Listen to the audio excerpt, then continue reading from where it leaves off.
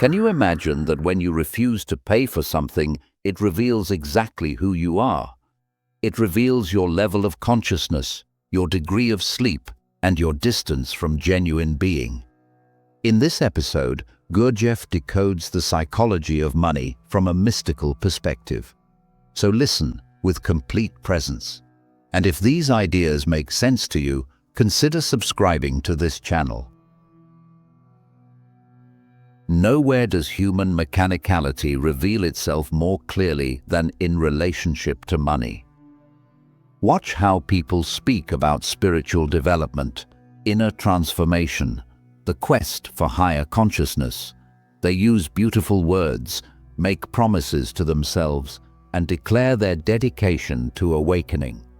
Then ask them to pay for genuine teaching, and suddenly their true level appears like bones beneath thin skin.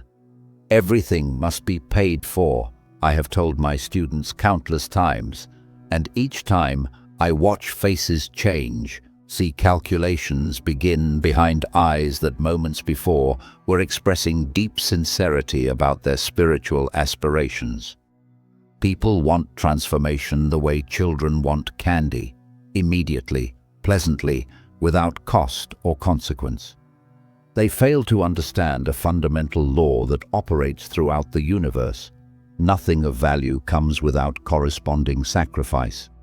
You believe that because spirit is eternal and divine, access to spiritual knowledge should somehow be free, available without effort or exchange. This reveals profound ignorance about how reality actually functions. The most valuable things in existence require the greatest payment, and payment always comes in the form of conscious sacrifice rather than mere transfer of currency. Money itself is neutral, neither good nor evil, neither spiritual nor material. It is simply concentrated life energy that humanity has agreed to exchange for goods, services, time, and attention.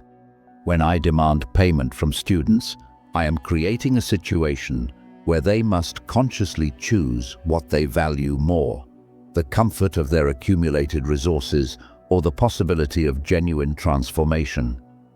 This choice reveals everything about a person's inner state. Those who pay easily often value money too little, treating it carelessly because they have never truly worked for it. Those who refuse to pay despite having resources reveal that they value their security more than they value awakening. Those who struggle to pay, who sacrifice genuinely to meet the price demanded, often gain the most because they have already begun the work of conscious suffering. I have owned many businesses throughout my life: carpet trading, restaurants, various enterprises whose specific nature matters less than what they taught me about human psychology. When I sold carpets in the great cities, transforming myself completely into the role of merchant, I learned to read people's essence through observing their relationship to value and exchange. A wealthy woman who bargained viciously over the price of a magnificent rug that she clearly desired revealed herself as someone trapped by fear of loss, unable to enjoy beauty because calculation controlled her every impulse. A poor student who saved for months to purchase a small piece of genuine craftsmanship demonstrated capacity for valuing quality over quantity.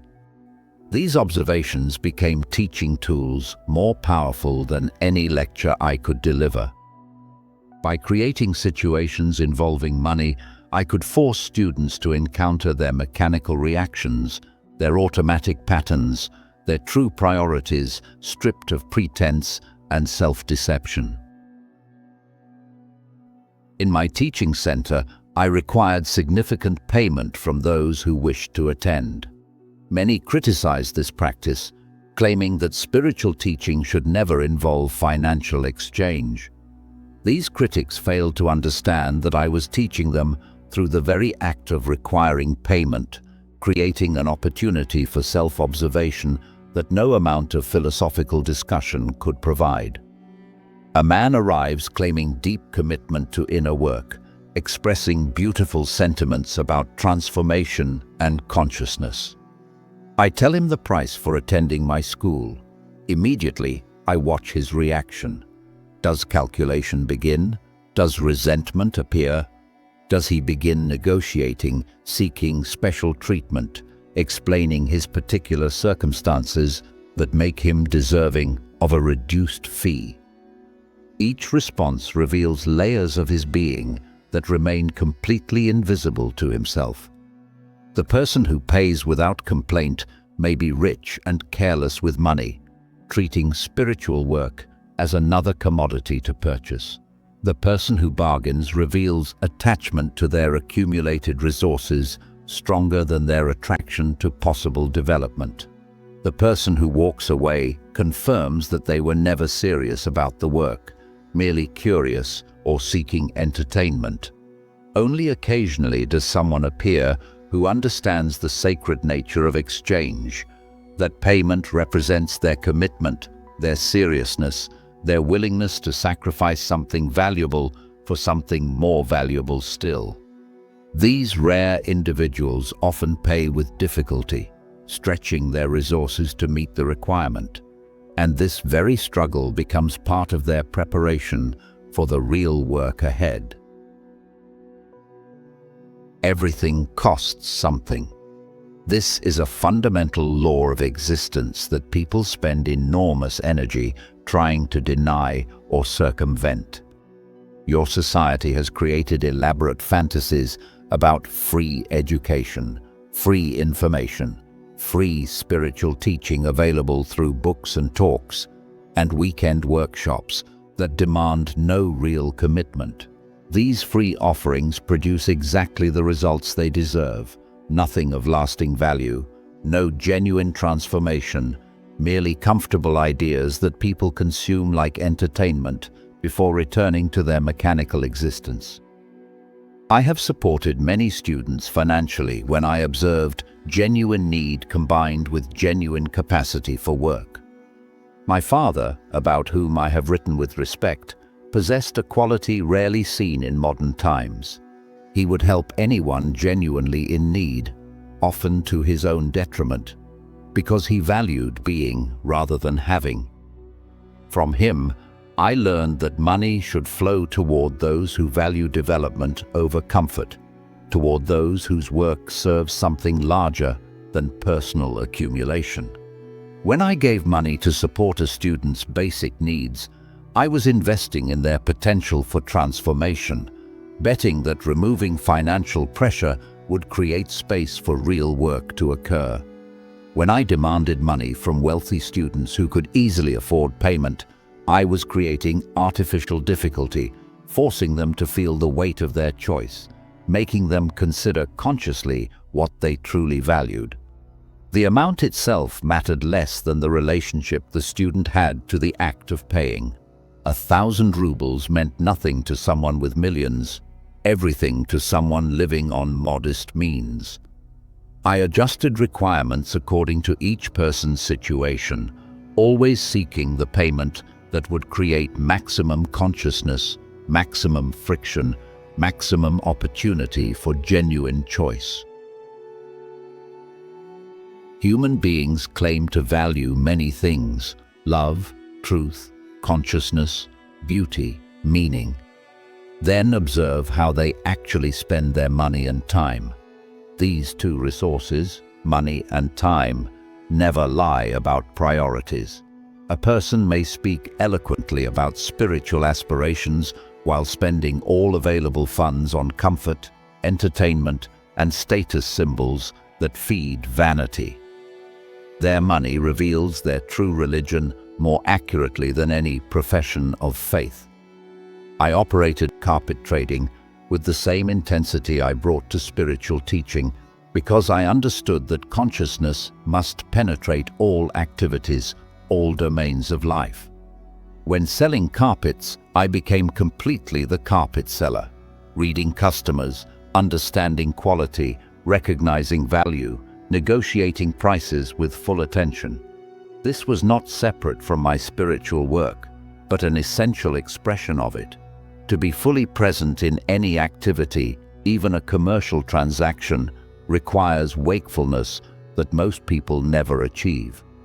My students sometimes expressed confusion about why their teacher involved himself in business matters, operated commercial enterprises, and spent time and energy on activities that seemed unrelated to spiritual development. They failed to understand that I was demonstrating integrated consciousness that includes all aspects of life, rather than dividing existence into separate compartments labeled spiritual and worldly. We always make a profit. This statement, which I once made to a journalist, contains layers of meaning that extend far beyond financial calculation. At the surface level, yes, my business ventures generally succeeded because I brought full attention and understanding to whatever I undertook. At a deeper level, I meant that conscious beings can transform any experience, pleasant or difficult, profitable or costly, into material for inner development. The sleeping person loses money and suffers, feeling victimized by circumstance, blaming others and learning nothing. The awakened person loses money and observes their reaction, studies their inner state, and transforms the experience into psychological understanding. Which person actually profits more from the transaction? This principle applies to all exchanges, all experiences, all situations where something of value moves between people.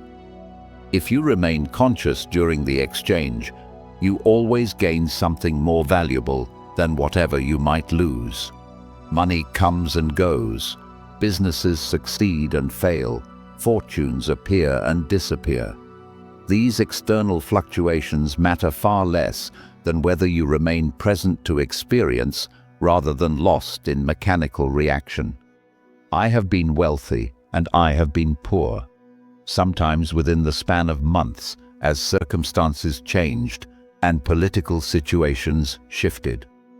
At the Priore, I created conditions requiring constant financial pressure, forcing myself and students to confront the demands of physical existence rather than retreating into comfortable spiritual fantasy. When money ran short, when bills could not be paid, when the entire enterprise teetered on the edge of collapse, these were not problems to be avoided, but opportunities for the precise work I was teaching. I spoke often about shearing sheep, taking money from wealthy students who came to my teaching center. Many found this language offensive, believing it revealed crass materialism inappropriate for a spiritual teacher. They failed to understand the teaching contained in the metaphor itself. Sheep must be sheared for their own health and comfort.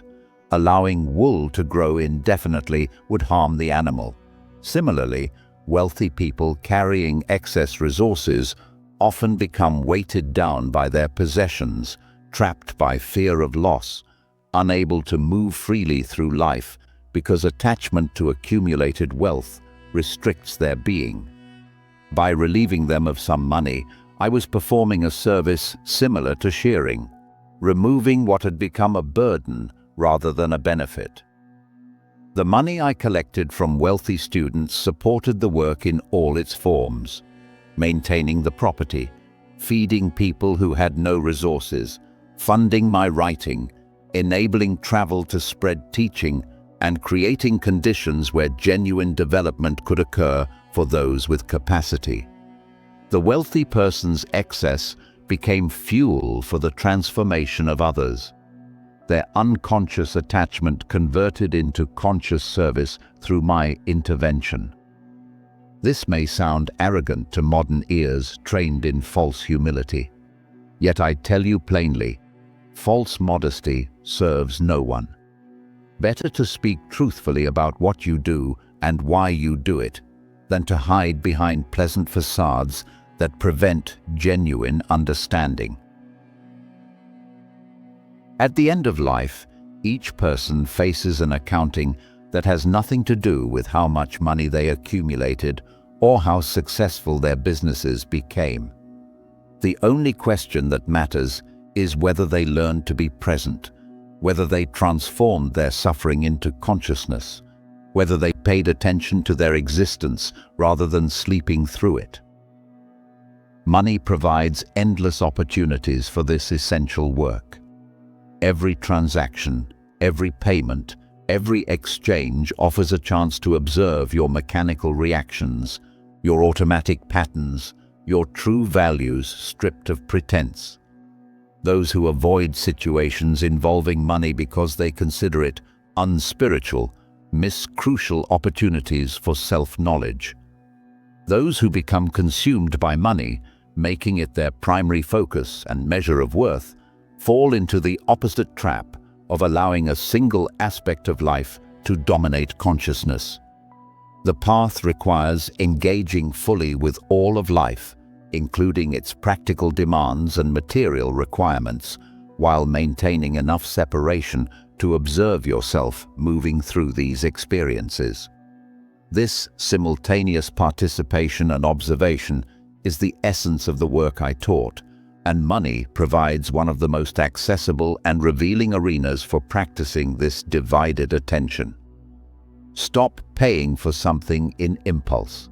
Learn to spend consciously for what you truly value, and you begin to understand what value actually means.